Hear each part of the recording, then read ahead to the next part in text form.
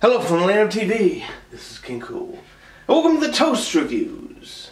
For those of you who don't know how this works, I watch a movie, I put something in the toaster and talk about it before my toaster is done. And every month we have a different theme. So this month we're doing Oscar Losers Month. You know, if I can get animation to work, maybe I'll do something fancy with the animation there, but it might just be, bing, I just figured out how to get overlays to work, so we shall see. With these movies, the 5 movies this month are going to all be movies that were nominated for the Academy Award for Best Picture, but did not win. And first on the show is a movie that I've been meaning to watch for a very long time, because a long time ago, I made a deal with my mother, and we made some deal where it's like, I wanted her to see The Matrix, just because I'm like, The Matrix is good, so... And we made a deal that if she watched the 3 Matrix movies, I would watch 3 movies that she picked. And she picked My Big Fat Greek Wedding, The Full Monty, and the movie we're watching today, American Graffiti.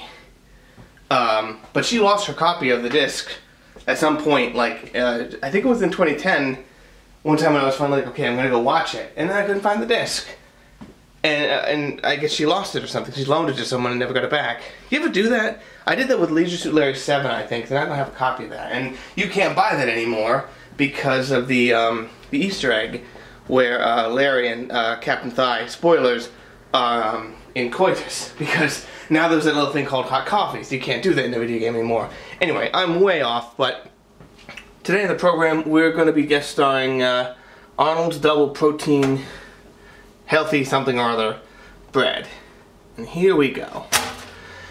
Okay, this is a movie shot in 1973. I think it came out in 73. Maybe it was shot a little bit before that, but... And it's about the early 60s, I think? You know, okay. I was not around at any of that point. But the one thing about this movie that I do like pretty much unconditionally are the cars. Because I love 50s and 60s cars. And I don't like cars. I don't, you know, cars are like, you know, oh, look at this thing, look how fast it can go, vroom, vroom, drive, crunch. It's like, no, I just like aesthetically cars from that era. I think they're just beautiful. And we're watching some of the Bond movies. Me and my brother are going back through them and just watching them. And, you know, we're like, oh, all these cars are getting destroyed. Like, this is such a trade. Well, they weren't classic at the time, but... So that's the part I like. What it is I think it's about, you know, 6 people and their stories just sort of intersect and go across one single night as one of these guys is thinking about leaving. You know, they're all, I don't know if they're teenagers or they're just about to turn 18. For the first hour of this thing, I think I had my guard up. I'm just like, I don't know what this is going to be. I think it eventually started to wear me down. There was a couple funny moments, and it is funny how people continue to cross paths and get into, I suppose you would say hijinks, but, you know, the thing is, there's a reason why a lot of times on the show I only watch movies that have come out since about 2000, and if at the earliest, like let's say 1990, it's because movies before that I just have no context for. So this one, I mean, other than the fact that, and there's some swearing, there's, come on.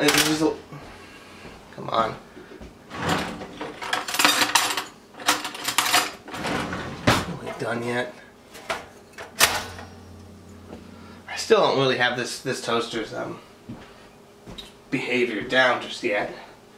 But there's this guy, you know, it's got the guy with the white t-shirt and the cigarettes rolled up into the short sleeves, I guess because they didn't have pockets back then or something, or they get crushed in a pocket or something.